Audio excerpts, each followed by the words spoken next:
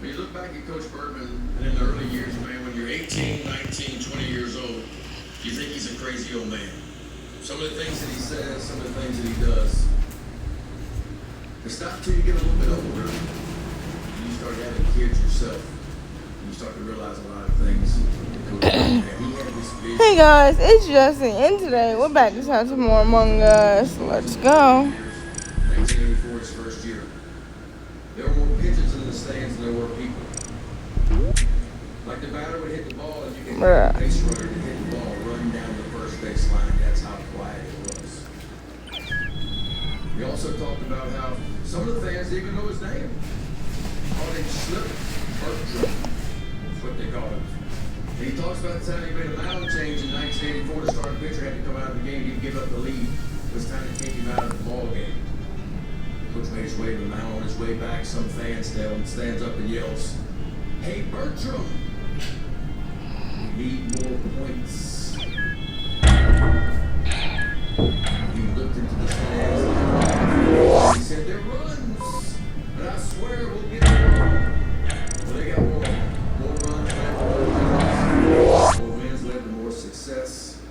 More success led to 5 national titles in 10 years. Probably won't ever be done again. Now that's number 5 here. I think we can all get behind. The role is crewmate.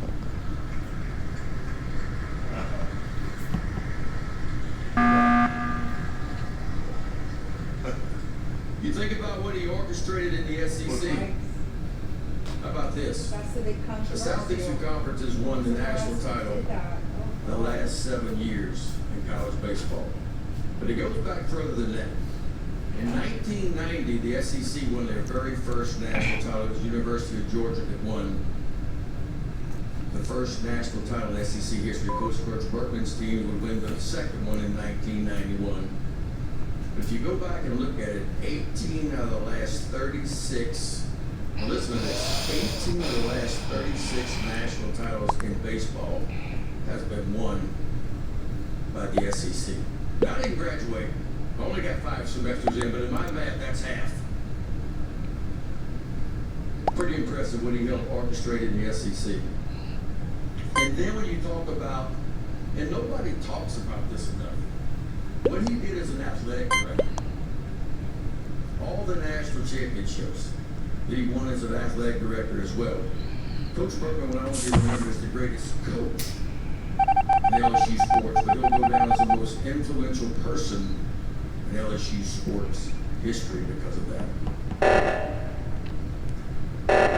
It's almost like Coach Bergman sometimes had a crystal ball. And all of you former players that are here, you remember, he talked a lot about the inevitable truth. It had to happen. He talked about a pitcher getting ready to take it down for the first time. And he turned the dugout. And I remember it like it was yesterday. Paul Bird is here. Paul Bird runs out his freshman year. And he's just leaving the dugout. The game started and he runs out. Right before he gets to the mound, he starts taking his warm-up tosses. Coach Bergman turns to the dugout. He said, "Hey, Bird, you see, Paul Bird's going to give up 2 runs in the first inning." Of course, I'm keeping the chart. Looking at it like, whatever. You know that batter hadn't even stepped to the box yet. He said, "No." He said, "You see, he'll walk the first batter. The next guy's going to get a base hit. He'll strike a guy out. And then somehow the runners will end up on second and third with 2 out. And they'll get a base hit and 2 runs will score."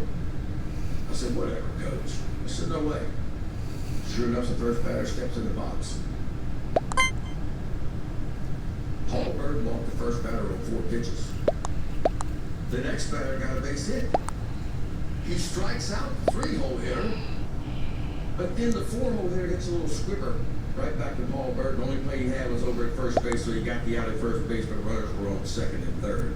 And don't you know, the 5-hole hitter hit a base hit right up the middle and 2 runs scored. I just threw the clipboard up in the air.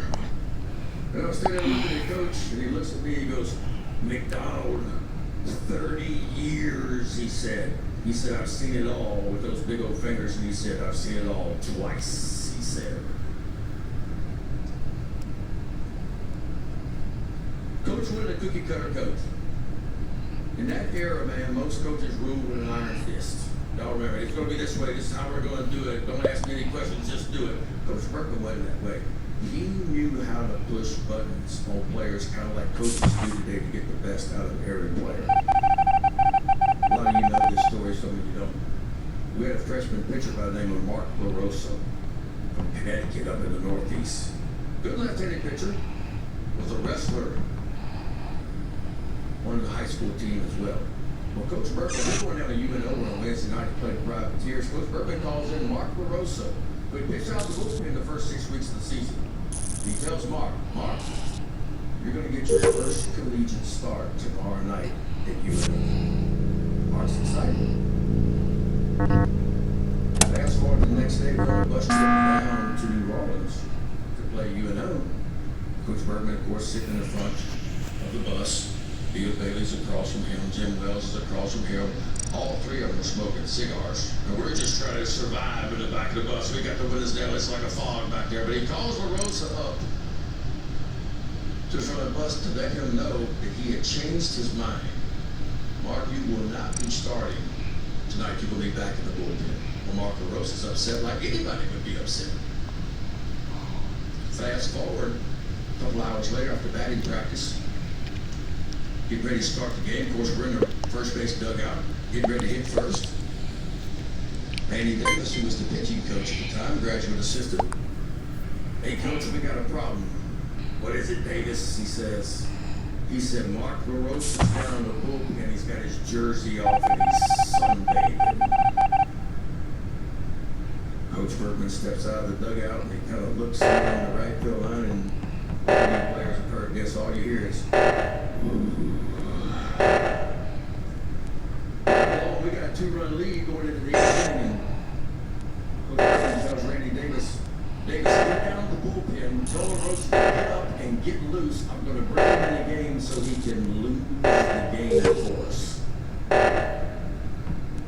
My head snapped around and Randy Davis' head snaps around, and Davis goes, excuse me, coach?